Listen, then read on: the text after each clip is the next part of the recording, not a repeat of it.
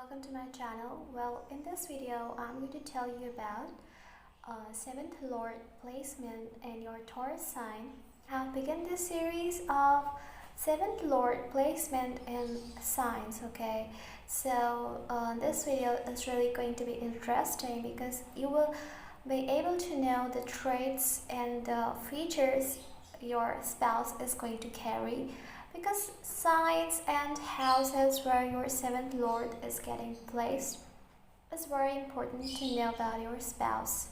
Just like first house would always tell you about yourself, same way 7th Lord is your spouse, so it will tell you many things about your spouse. So let's see, but before we get started, please subscribe my channel and follow me on Instagram. And if you want to take my personal consultation, so you can check the links below. So let's begin our video. Okay, so Taurus sign is the second of the zodiac belt sign, and it's ruled by Venus. It's represented by a bull. So this sign is a very stable sign, and these people will not attack you unless and until you really provoke them to do so. They're really very charming because it's ruled by Venus, so that's why they're so much soft-spoken. They're beautiful and they're attractive. They're charming and they're really very good people. So that's why if your 7th Lord is sitting here in Taurus sign, it means that your spouse will be having Taurus as his sign, which will tell many things about your spouse. And your spouse will have this Taurus sign as a very important sign. Maybe your spouse may have Taurus as its moon or as ascendant, or in Navamsha chart it's also possible. So all in all, this Taurus sign will really be very important in your spouse's chart. It shows that your spouse will be charming, will be soft-spoken, and will bring wealth in your life. Because Taurus sign is highly practical sign, it's the first of earth sign, it's the earthy sign, and it stays down to earth. It doesn't wanna make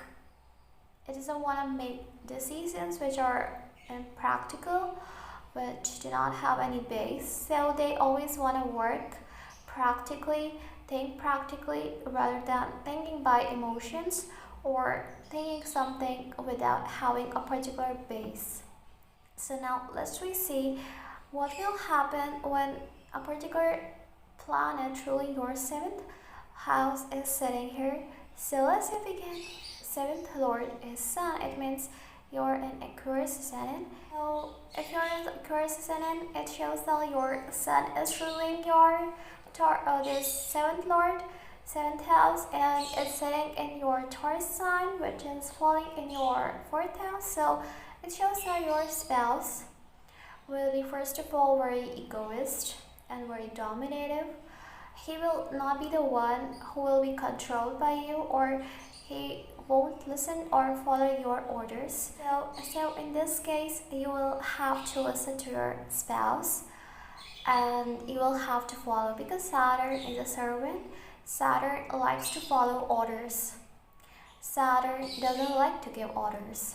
So that's why it's a very good couple. One will be the one who will serve, who will do the practical things, and the one will be who will manage the things, who will be the leader, because we really need a leader. So well, if your Sun is getting placed in your 4th house, first of all, it shows that you may, after your marriage, you may have to live in your homeland and you won't travel to another place. Sometimes after marriage, we need to go to other place with our spouse. But in your case, chances for this are less. You may stay with your spouse at your homeland.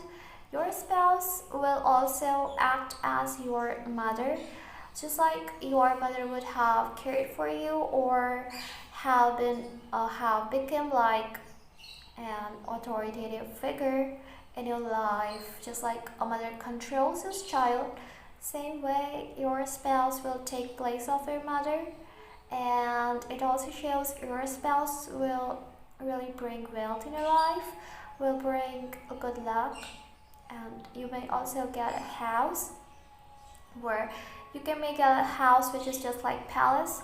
So in money matters, in financial condition, you really will have a good marriage. But still, sun is an enemy sign, so it may be possible if other planets are not supporting. Your spouse may always run after wealth and always want to accumulate more and more wealth, because Sun in Taurus also shows that the person will always want to accumulate things, will want to collect the things and keep it with himself. Doesn't matter he needs it, doesn't matter he needs it or not, but still he will always collect the things. But still, your spouse will be very good looking and will really have that ego. Like he won't ever want to like follow you or even follow your family or something. Will always want to be the leader. So he will be the one who will always want to be heard in any family matter. And even your family matter, your spouse will always want that he is heard and he's followed. Okay, so now if it's moon, so Cancer is falling in your 7th house, and moon is ruling it, and moon is sitting now in 5th house and getting exalted here. So it's really a good placement, a very good placement, because your 7th lord is exalted in the sign, Taurus sign in 5th house. It clearly denotes a love marriage. You may have love marriage with someone who may come from your past life and will bring good luck and money, wealth, prosperity, name and fame in your life. Some people get lucky or get famous after getting married. So you are the one who may get a chance to get famous or lucky after marriage, especially after your first child is born. That luck and name and fame will definitely increase. But here Navamsha placement becomes important, and also the planets that may be expecting, it's this moon, it becomes quite important to see them. Okay, so it's a good placement for emotional spouse. You always want someone who is emotional, who is just like a child, who really loves child, who really wants that level of romance and love in relationships and marriage, who is highly romantic. You want to run into someone who is really highly romantic, understand emotions and love. So you always look for someone who's just like that, and very good looking spouse, very charming and extremely good looking spouse you may get. Okay, so now let's take Mars. If it's Mars, means ruling your Aries sign, and your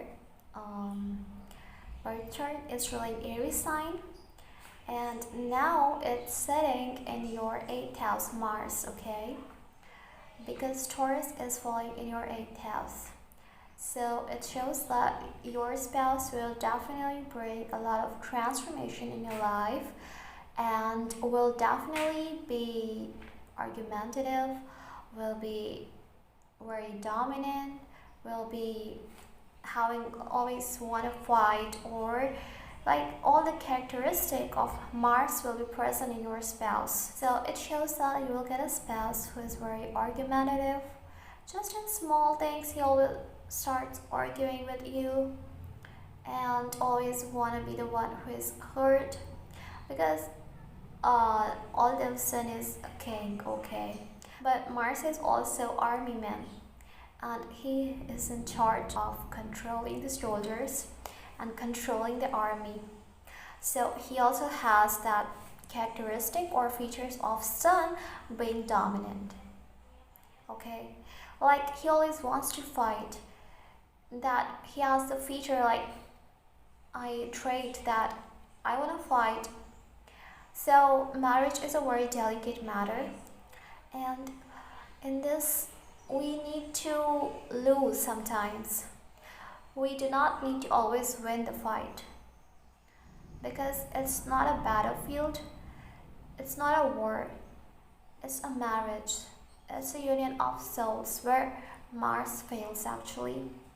So, but Mars is sitting in your Taurus sign. It shows that your spouse, first of all, will love to wear awesome dresses, makeup, and fashion, and everything he really loves to, and also bring transformation in your life. Will always want to accumulate wealth because Mars is sitting in Taurus. It's a fixed sign, so somewhere the traits of Mars, like being argumentative, being dominant, and always fighting, all these things will be in control. So this is a good thing instead, but still Mars will always try to protect this marriage. But your spouse will be highly connected to his family, his or her family, and he will never like that you argue with them, or you do something wrong with them, or you do not respect them. So he will always want that you respect and love his or her family just like he does. And now if it's Taurus ascendant, then Mars is ruling 7th house, and now it will sit in your first house. It shows that you are very attractive first of all, and you will not need to go in public or go to find relationship. Relationship will come to itself because of your past life karma. You have that charm in you that will attract others. And as you have like your Taurus, obviously you're good looking, you're soft spoken, you're stable minded, and that what attracts people.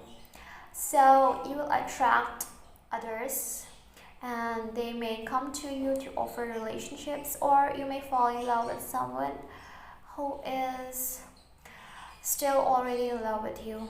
So it's a good thing, but it's a Mars, okay, and Mars is really not that good for relationships. It makes you manglik, really manglik.